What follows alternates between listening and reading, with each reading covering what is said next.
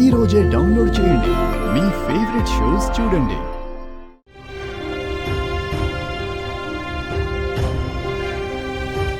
నా వల్లే చిట్టి, నా వల్లే బర్త్డే రోజు అమ్మ తన మీద చేయి చేసుకునేలా అయింది.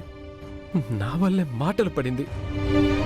తను ఈ రోజంతా సంతోషంగా ఉండాలనుకున్నాను, కానీ నా వల్లే ఇలా జరుగుతుందని నేను అనుకోలే చిట్టి. అదే జరిగిపోయింది. నా వల్ల కావట్లేదు చిట్టి, నా వల్ల కావట్లేదు. ప్రేమ్, నీ బాధ నాకు అర్థం అవుతుంది, బట్ చామ్ చాలా హర్ట్ అయింది. ముందు తనకి సారీ చెప్పాలి.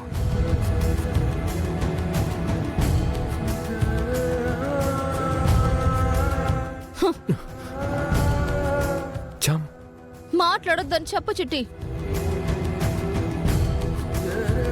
ఇన్ని చేస్తున్నా భరిస్తున్నానని ఇంకా చేయొద్దని చెప్పు చిట్టి.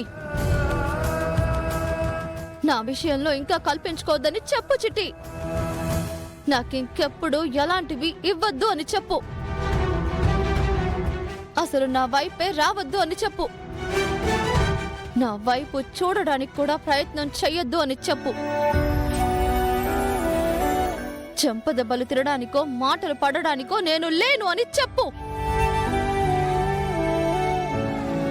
ఇదంతా నేను భరించను, సహించను, ఊరుకోను. ఇక నేను తట్టుకోలేనని చెప్పు చిట్టి.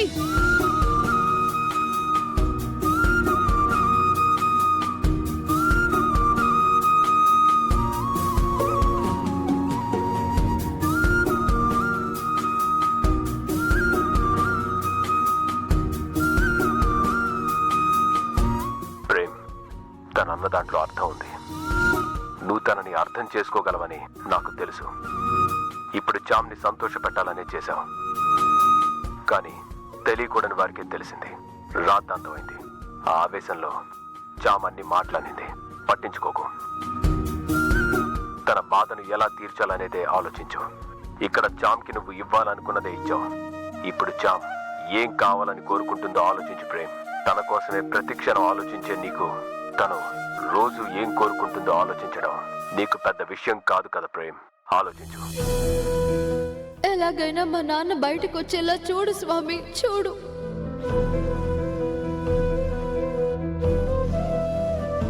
నీ పుట్టినరోజును గుర్తుపెట్టుకొని నువ్వు వస్తావేమోనని ఎదురు చూస్తుంటారు.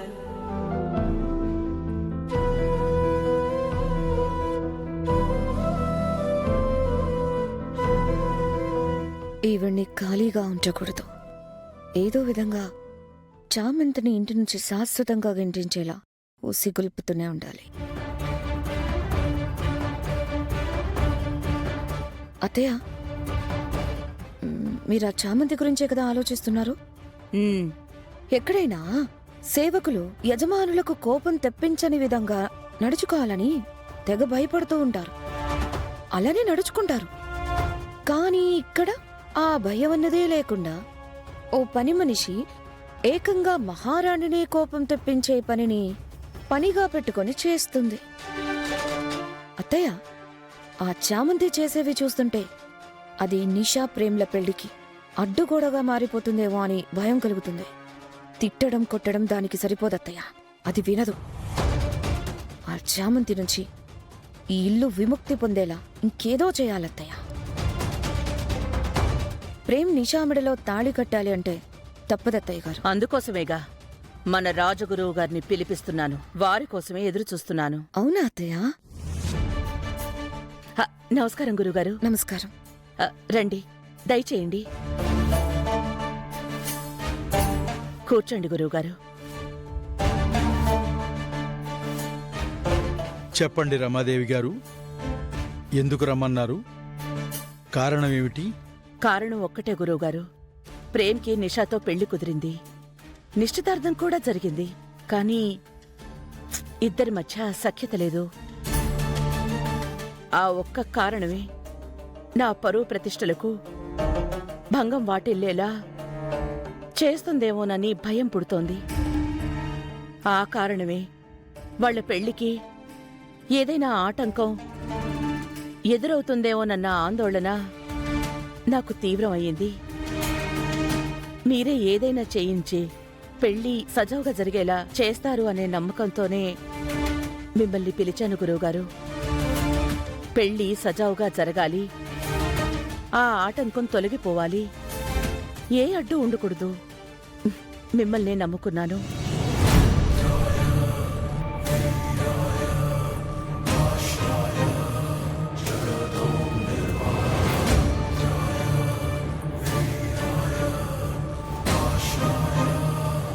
ఇది మామూలు జాతకం కాదు, మహర్జాతకం.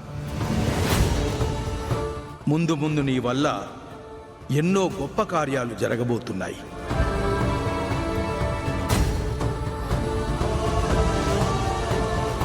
మీ సంశయం అర్థమైంది. అర్థం కానిదే అర్థమయ్యే రోజు అర్థమవుతుంది. ఆ దైవ లిఖితమును చెరపలేం. అర్థం కాలేదు గురువుగారు. రమాదేవి, మీరు జరగాలని కోరుకుంటున్నదే ప్రేమ్ పెళ్ళే కదా? అవును గురువుగారు. జరుగుతుంది. మీకు మంచి పేరు ప్రతిష్టలను తెచ్చే మహర్జాతకురాలుతోనే ప్రేమ్ వివాహం జరుగుతుంది. అంటే నిషాతో జరుగుతుందని గురువుగారు చెప్తున్నారు.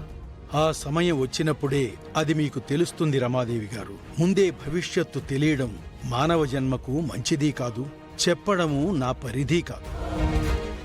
మంచిది గురువుగారు, మంచి మాట చెప్పారు. దీనికి ఏదైనా పరిహారం ఉంటే చెప్పండి గురువుగారు, చేయించేస్తాను. నా మనసుకి ఎంతో తృప్తిగా ఉంటుంది. మీ తృప్తి కోసం అడుగుతున్నారు గనుక చెబుతున్నా. పెళ్లికి ఆటంకాలు కలుగుతాయన్నట్టు అనిపిస్తే నిష్కల్మషమైన సంకల్పంతో గుడిలో గోదాదేవి కళ్యాణం పారాయణం గావించండి. శుభాలు కలుగుతాయి. ఈరోజు చేయించొచ్చా గురువుగారు? చేయించండి. సంతోషం గురువుగారు.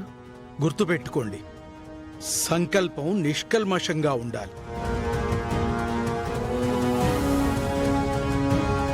మంచిది గురువుగారు. శుభం.